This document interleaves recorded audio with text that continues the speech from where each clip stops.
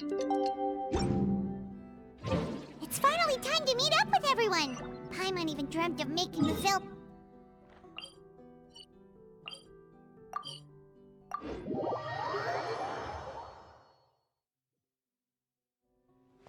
If Paimon remember... Ayaka! Yoimiya! You're already here! Good morning. Xavier said yesterday afternoon went well. Yeah, and how about you, Ayaka? What were you up to yesterday? After we split up, Ayato went to see Udex Nervillette at the Palais Marmonia. I was originally thinking of going with him, but he said he could manage it himself. He told me to go see the sights around Fontaine and to enjoy the local culture. So I rode the aquabus with Yoimiya and visited the Opera House on Aranias Island. Yeah, you wouldn't believe what we saw there! 2 mechanical puppets that were dancing together! You've already seen them, right? Yeah, those two! Amazing, aren't they? We sat and watched for quite a while. It was mesmerizing. Like we could keep watching them forever. Oh, it was the same for us the first time we saw them, too! Afterwards, we went swimming at the beach! Well, diving, to be exact. It was the first time I ever breathed underwater! I held Ayaka's hand and we counted down together. 3, 2, 1, and then splash! We were beneath the waves.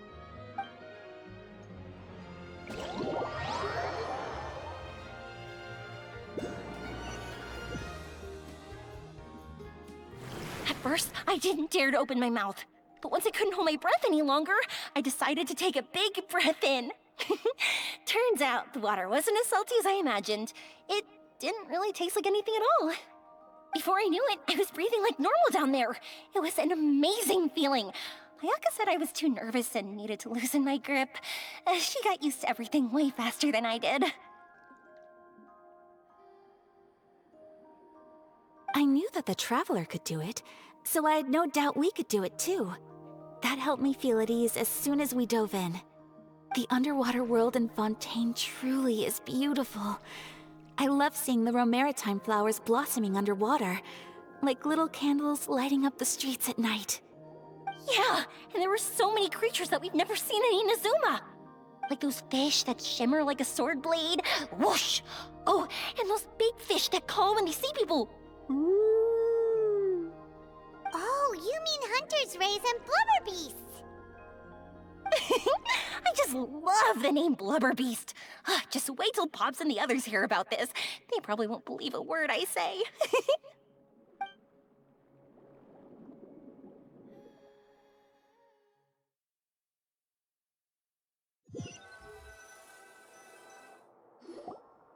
Yoimiya was down there for quite a while.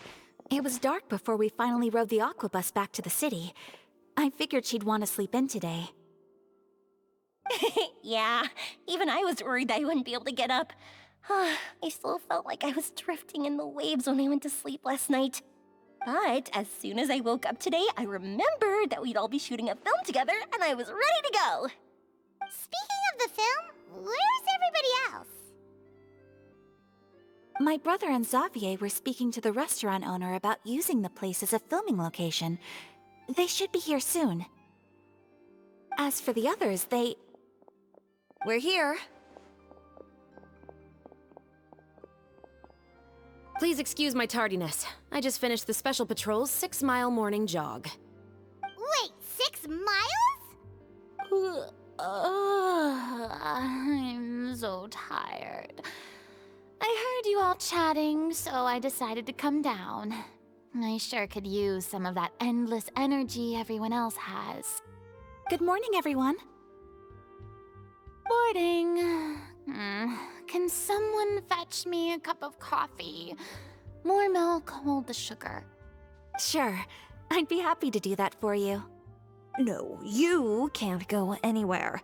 Please, have a seat over here so I can get started on your makeup. The last thing I want is coffee stains on my costumes. I can get the coffee. It's the perfect job for an assistant.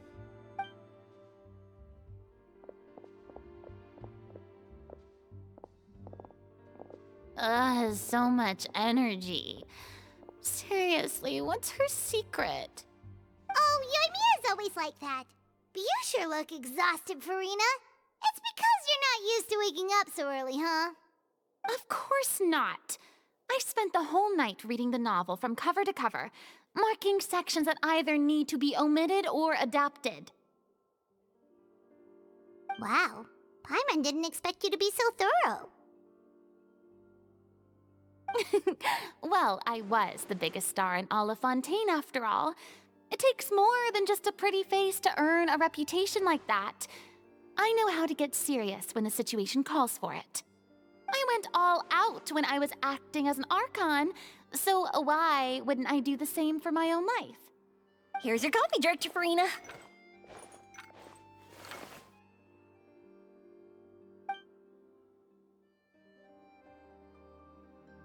Oh, thank you. The sound of being called director and the aroma of coffee feels almost as refreshing as hearing the birds chirping in the morning. Ah, it seems everyone has managed to arrive on time.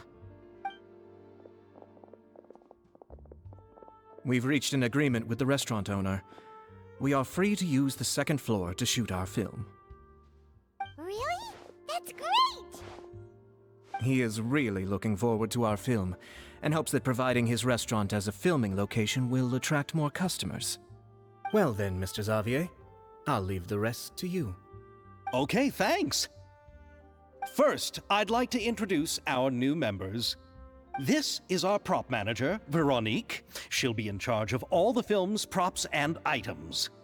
And this is Bonneau, our lighting technician. He'll be in charge of lighting and illumination to set up each scene's atmosphere. Wow. Sure feels like we have some real professionals joining the crew now.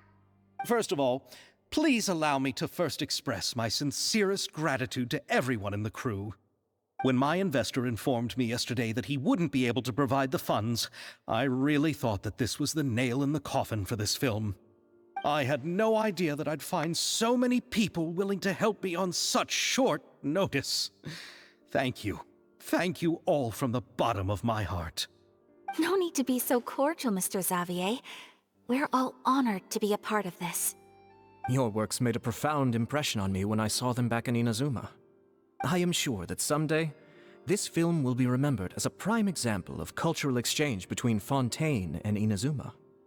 Yes, the story is the reason I agreed to join. I can't bear to even imagine what this film would look like without the very best director. Anyway, I would like to make a promise to everyone that as the producer of this film, I'll do whatever I can to ensure that everything goes as smoothly as possible.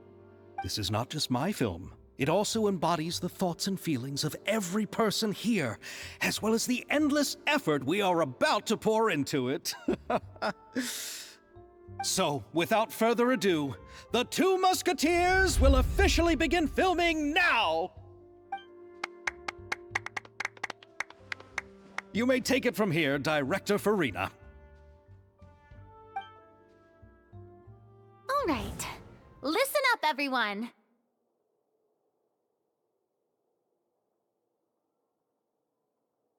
The first scene takes place when the two young musketeers are living at the Baron's home, still unaware of all that is about to happen to them. We'll need props and lighting to set the scene. Our lead actors can go get their makeup done, and extras, please take this time to go over your positions. Whoa. Seems Farina's really kicking things into gear as the director. Is everyone clear? I don't want anyone traipsing around the set like umbrella finches. All right, cameras will start rolling as soon as the set is ready. Let's make a film that'll make some serious waves in Fontaine. Not the kind of waves that drown people. I mean, the good kind of waves. Seems like she's still a bit traumatized by that. Anyway, let's go see if there's anything we can do to help.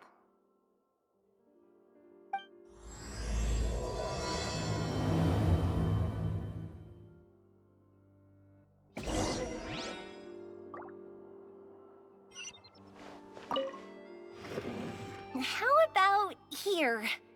A little more to the left. You got it.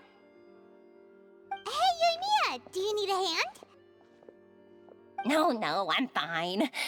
You know, doing the lighting is kind of like designing a fireworks show. It's interesting to imagine what kind of atmosphere the lights will create. I heard that the Traveler will be operating the camera and Paimon will be the clapper loader, right? Those roles are just perfect for the two of you. Really? Is that because it'll be easy for Paimon to hold the clapperboard while flying? Well, sure, there's that, but that's not exactly what I meant. I just think that after all your journeys together, you two must have developed a super close bond and just naturally know how to work with each other. If I'm not mistaken, the director will want the cameras rolling as soon as the clapperboard goes clack.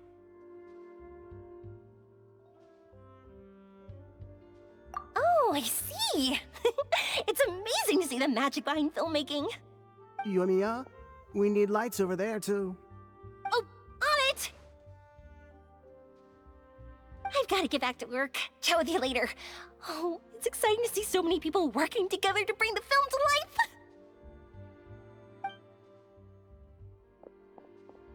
Seems like Yoimiya's really getting into it. But she was right. We do have a super close bond, don't we?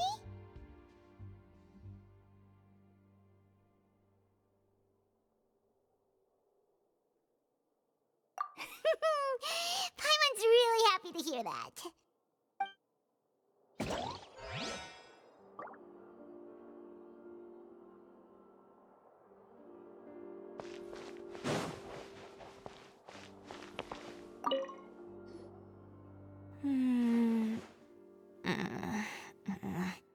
Ayaka has mentioned you to me before. She said that you two were great friends when you were kids. No talking. I'm thinking about how to do your eyeshadow. Ah, yes. To help me really look the part. To achieve a more young and naive look for this scene. Are you saying the wrinkles around my eyes are too deep? You just have too much of a calculating look in your eyes. You sure don't mince your words. It seems you really haven't changed much. Quiet.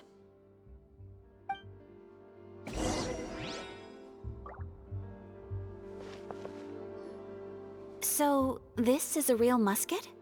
No, it's just a prop weapon. Not bad.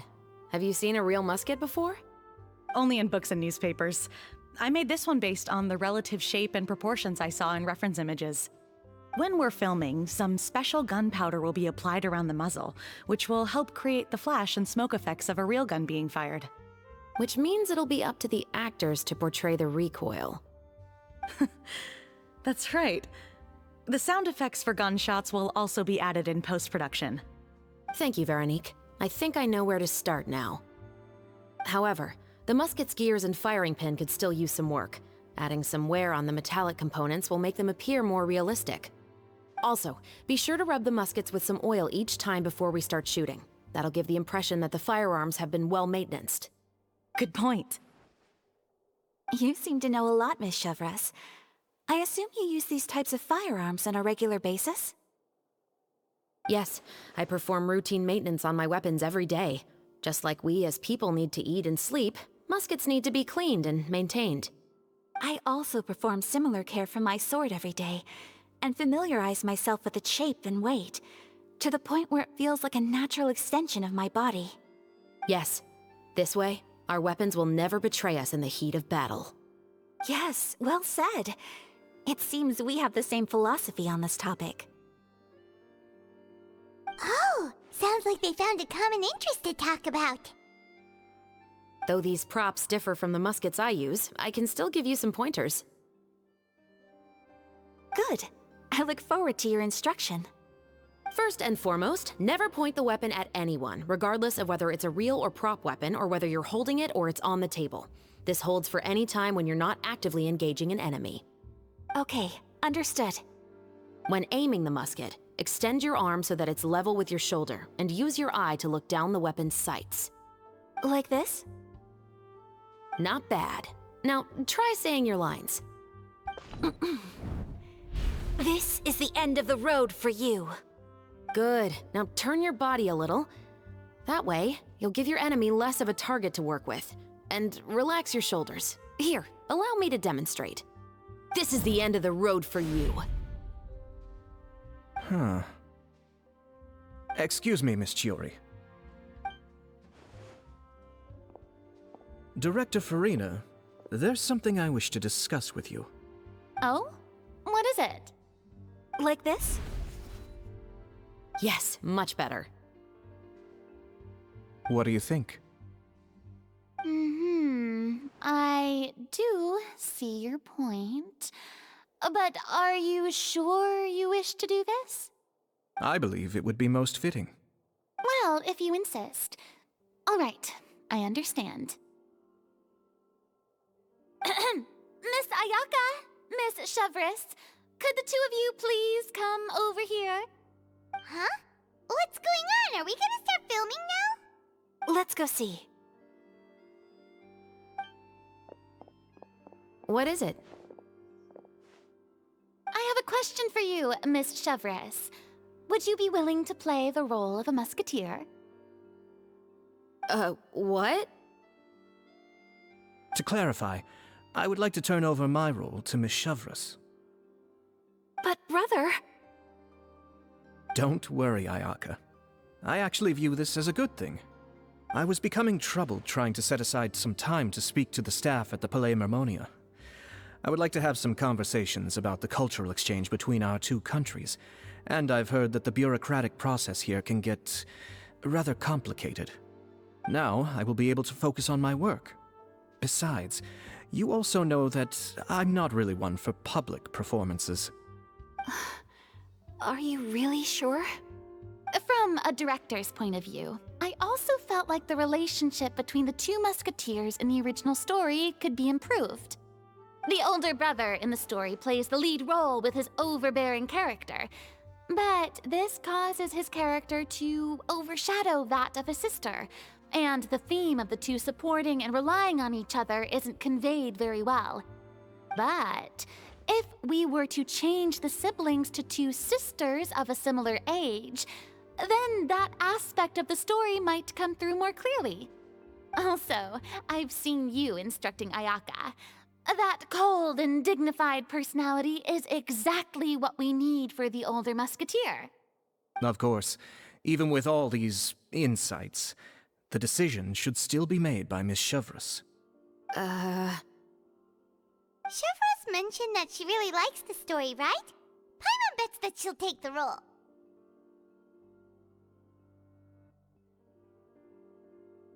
All right, I'll take the role. Good. It's decided then. I'll get started on making edits to the script. We'll also need to make some immediate adjustments to the lighting, props, and costumes. Oh, I have a feeling that our adaptation will be even better than the original story.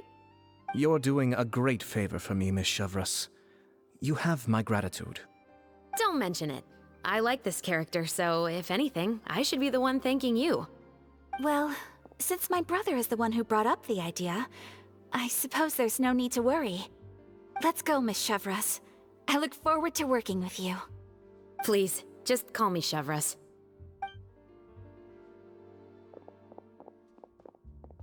Seems like you're really going out of your way to solve the problem I was having with your makeup. Surely you jest, Chiori.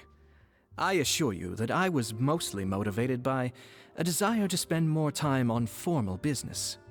Oh, come on. You really think I'd buy that? According to what I've heard from Ayaka, her brother is someone who can juggle 10 different matters at the same time. I'm sure you have other reasons for backing out. Perhaps.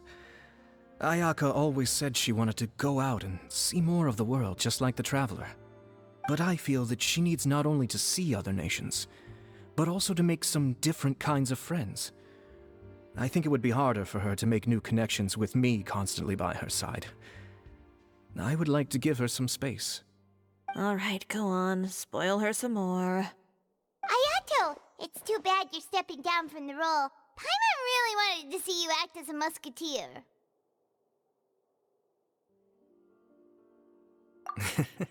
No need to poke fun at me. I'd wager that you also felt that I wasn't the best candidate for the role. It's a little hard for Paimon to imagine you saying those lines. Yes, I've made an appointment to meet some people from the Palais Mermonia.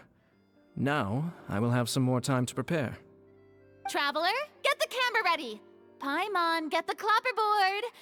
Actors, to your positions. We're about to start shooting the first scene. Go on now.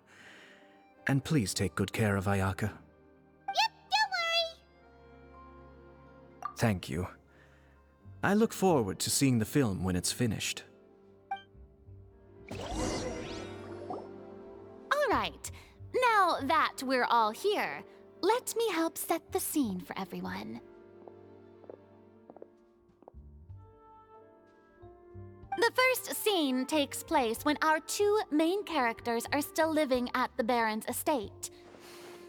They've been ostracized and verbally abused by others in the household, but they still have no idea why. We want to capture how naive and innocent they are, despite their pain. Chevres will be playing the role of the older sister, Tulip, and Ayaka will be the younger sister, Iris. Be sure to get close-ups of the main characters at the right moment. Silence on the set! Lights! Camera! Action! Let's go! Tulip, Mother's been out for quite a while now. Perhaps she went to pick some flowers on the way home. You know how she loves flowers. Iris, Tulip! I'm home!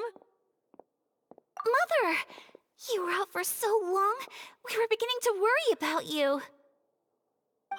I'm sorry, but I'm back now, safe and sound.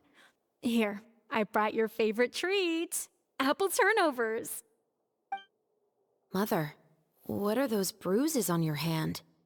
Huh? What bruises?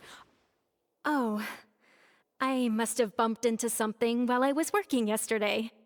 But I didn't notice them this morning. Then perhaps they're from when I accidentally tripped when I was out just now. By the way, did you have fun playing at home? What's the matter, Iris?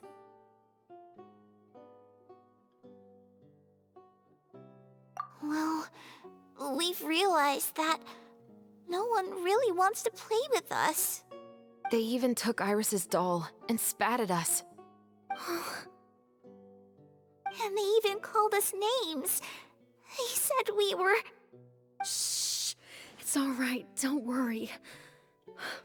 Girls, listen to me. It doesn't matter what anyone says.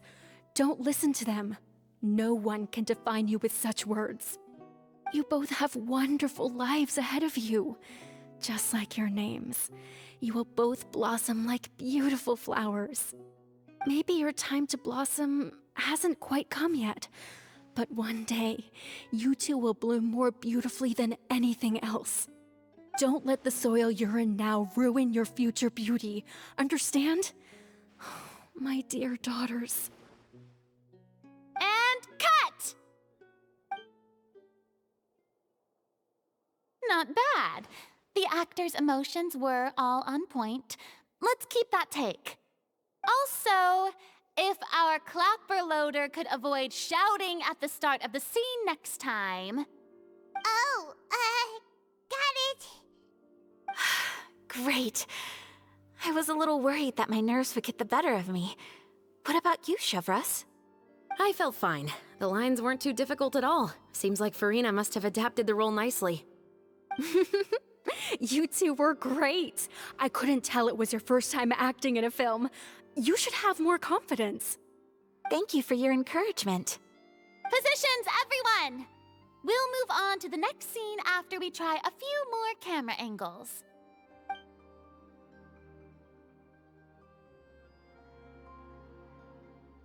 This scene is when our two characters return home, only to discover their mother has been murdered. Ready? Lights! Camera! Action! Mother, we're back! Mother?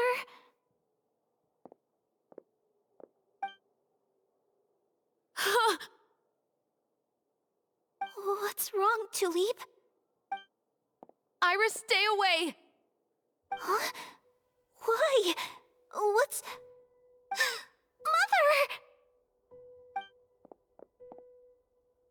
Mother... She's... Huh?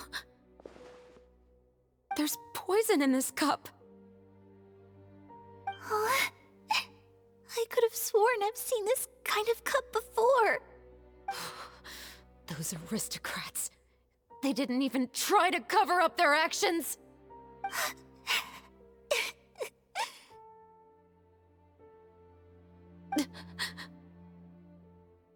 Iris, we need to leave this place. Leave? But now that Mother is gone, where can we even go? Anywhere. All I know is that we can't stay in this house. But are we just going to let them get away with this? We'll have our revenge, I promise you. Just not right now.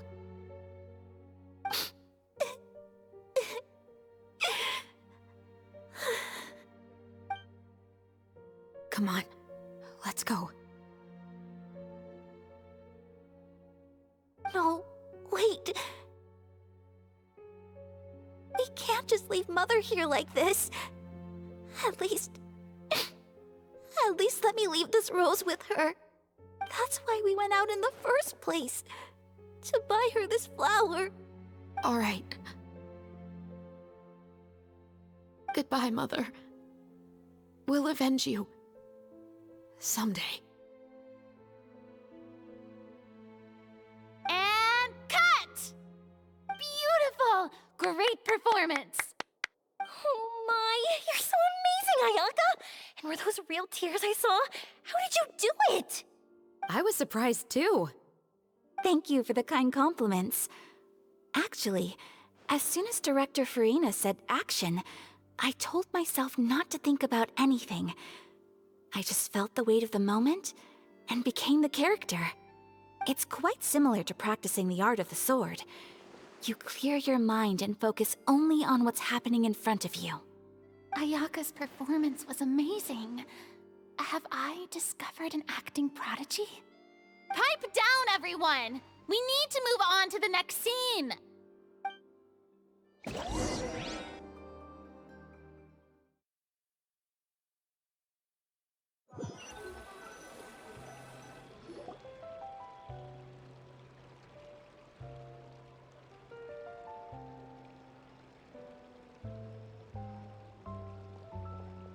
Huh? Are we done already? But Paimon wants to keep playing with the clapperboard. How do you feel, Traveler? Is your arm sore from holding the camera all day? Good work, you two. You too, Shivers. You were quite the actress today. I've read this novel many times before. I have a good grasp of my character's mindset. Anyway, do you remember my request from yesterday? Oh, right! We were having so much fun that Paimon nearly forgot! You have a case where the murders seem really similar to the cases in the novel, right? So, how are they similar exactly? In the story, the main characters grow up to become two musketeers, always using their guns to carry out their revenge. And on each of the victims, they place a rainbow rose as a signal that they've returned. Yes, that's correct. We found rainbow roses just like in the novel. Seems like you're connecting the dots now. Oh, that does sound pretty concerning. Especially after seeing the script today. Oh, now Paimon can't stop wondering what kind of ulterior motive the murderer might have. What do you think, Traveler? You're smart. Paimon wants to hear your thoughts.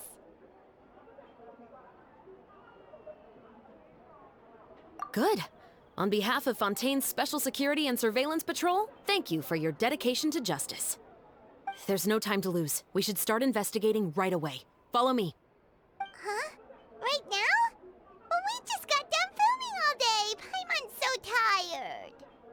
The most valuable intel always comes after nightfall. They are like small, remote islands in the middle of the sea. If you don't stay vigilant, you will pass right by them in the fog. That's how one of my favorite books always puts it, at least. So, where are we going right now? Let's start by checking out some workshops that sell mechanical components. If the culprit is making their own...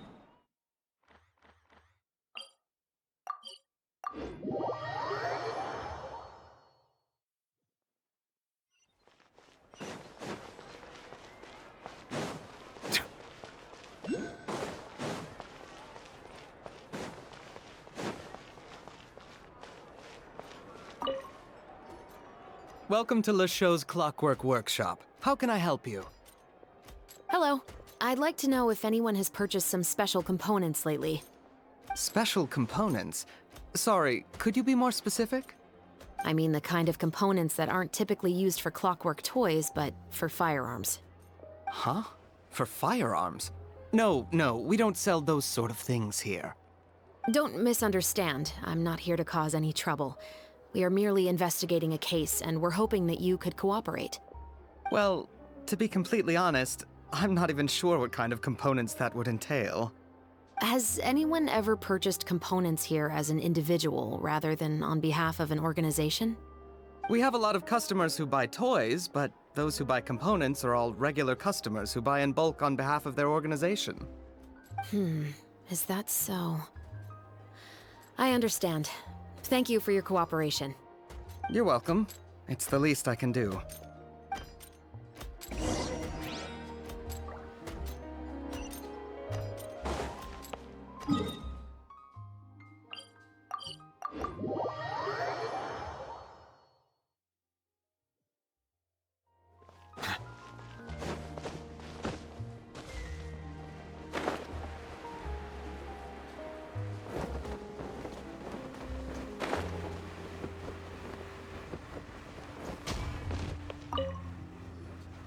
Oh, hey, Chevris.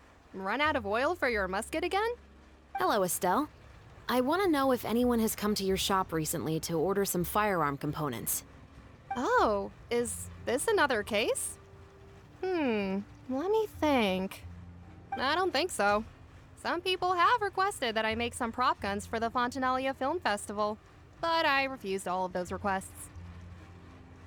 Oh? Why's that? Because there's no profit! I only make things here that can do some real heavy lifting. I don't have the energy to make some new molds just for the festival. Then has anybody come specifically looking for mechanical components? Well, I usually sell off my scrap to the Fleuve Cendre. I don't typically give them to one specific person. I understand. Thanks for your cooperation. Don't mention it. Always happy to have the Musketeers' patronage. Seems like we haven't found any leads to go off yet. Yeah, unfortunately. All right, let's head to Fleuve Cendre next. Huh? Are you sure? People might not be so thrilled to see the captain of the special patrol there. You think so, huh? Then I guess you don't know. Huh? Know what? That I grew up in Fleuve Cendre.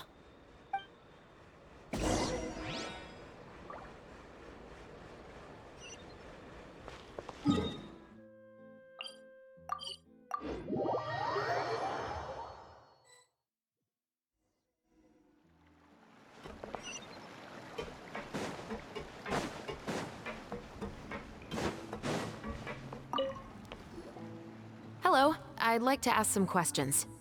I don't know anything. Don't worry, I'm not here to arrest anybody. You say that now. It's the truth. Here, take this as my guarantee. Wait, did Paimon just see what she thinks she saw? Is the captain of the special patrol bribing a citizen? Seems you're different from the other guards. What do you want to know? Have you heard anything related to muskets in Fleuve Cendre lately? Anything at all? Muskets, huh? All I know is that about 2 weeks ago, we started hearing some loud noises at night. So loud that it's been waking me up. Were they gunshots? Possibly. It's hard to tell around here. Someone's house collapsing, a pipe exploding somewhere, it's all the same. But the noises I'm talking about definitely happened after I fell asleep. Do you know where the noises were coming from? I don't remember clearly. Is it that you don't remember, or that you need to think about it some more? You tell me. Then please, think about it some more. She's giving her even more Mora!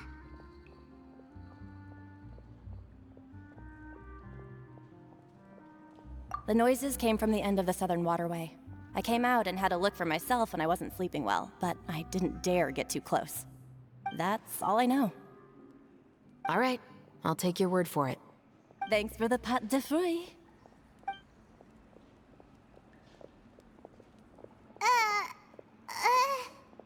No need to be surprised. I grew up here, remember? I know how to get people around here to talk.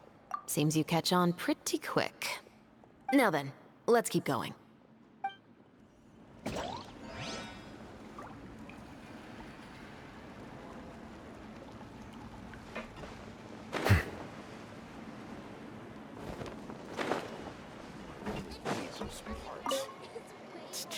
It's been a while, Tetro.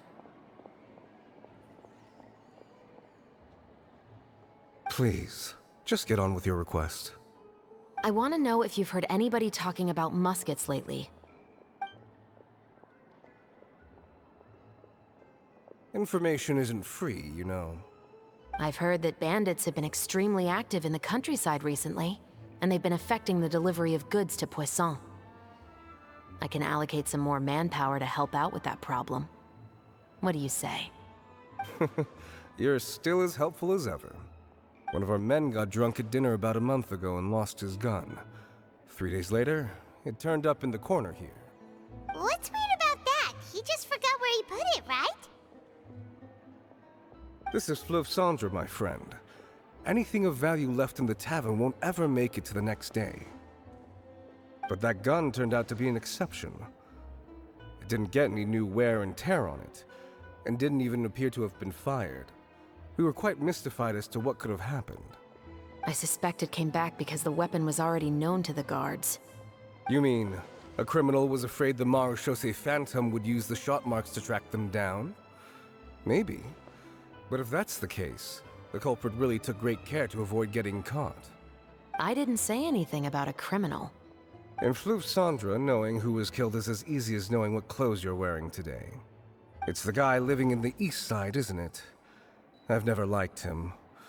Every time he's here, he just orders a drink and sits there with a nasty look in his eyes.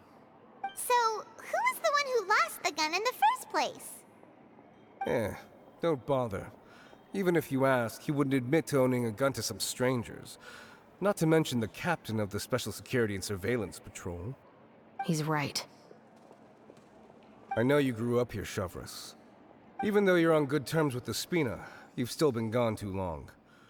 Not many people know you here now, and a lot of people don't like the Special Patrol. I know. So take my advice and don't show your face too much around here. It's for your own safety.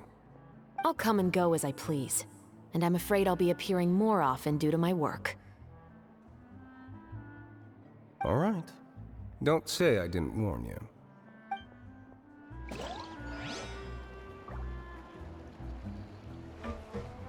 Guess I'm finally on the right path.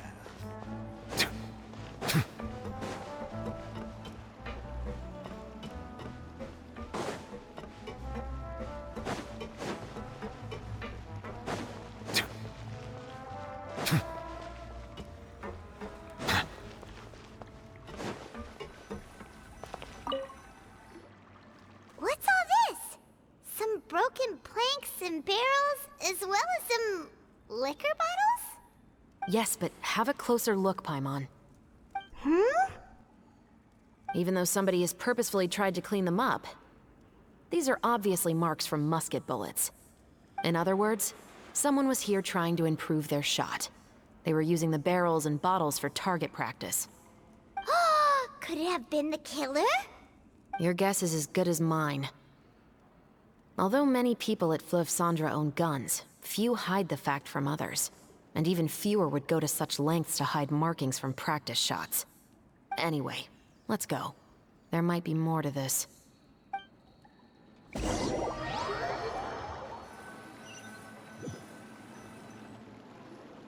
Seems like that's all we'll be able to uncover for today. Paimon feels like we managed to learn a lot more here than up on the surface. Yes. Assuming that everything we found is indeed connected to our suspect, then their timeline was probably something like this. A month ago, our suspect found a gun and took it home to disassemble it. Once he'd figured out its mechanics, he brought it back. In the following weeks, he used some parts to create his own makeshift musket, and took it to the Fleuve Cendra for target practice. Then, a few days ago, he found his target and carried out the murder. Once the deed was done, he left a rainbow rose on the body, just like the scene in the novel. That all makes sense to Paimon, but we're still no closer to figuring out the killer's identity. The deceased was a resident of Fleuve Cendra. It's said that he was a poor, solitary man. Yeah, that's also something I'm trying to figure out. If we are indeed following the novel, and there's a story behind the murder, then this murder should be an act of vengeance. But according to our investigation, the deceased didn't have any enemies. He was no saint, but no one's heard of a rival who hated him enough to shoot him dead, much less care to leave a rose on his body. What message is the killer trying to convey, and to whom exactly?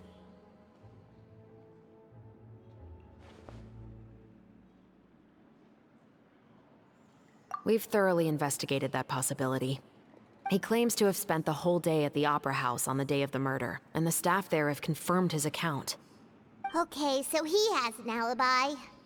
Not only that, he lacks a credible motive as well. He has a family of his own, and both of his parents are still alive. I've looked into his records. He was adopted at the age of 6, and all the proper procedures were followed. There are also records of him at an orphanage before then. In the story, the mother of the 2 musketeers was murdered after the children turned 10. Of course, he could have changed the children's ages, but I don't want to assume anything without evidence. More importantly, I've also had a chat with him in person. He didn't seem like the kind of person who would pull the trigger to kill a man. Then, what should we do now? We have all this new information, but it doesn't help us move forward. Investigations take time. I didn't expect us to catch the culprit in just a single day. How about this? Let's spend the next few days filming with the crew. We can continue the investigation once we're done with the film. I'm sure that given time, new leads will present themselves. Wait, but weren't you saying Intel is like small, remote islands in the middle of the sea just a moment ago? Wouldn't you just miss them if you were to stop looking? Ah, but the book had more than one reference to the islands, Paimon. Oh? What else did it say then? As long as you spend enough time sailing through the fog, you'll eventually come across an island.